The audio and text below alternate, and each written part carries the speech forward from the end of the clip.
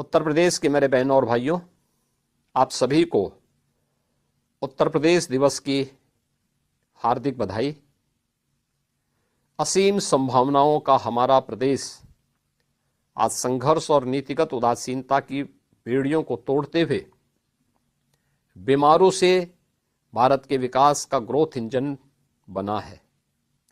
उत्तर प्रदेश भारत की संस्कृति, साहित्य, संगीत, कला और आध्यात्मिक चेतना का प्राचीन काल से केंद्र रहा है।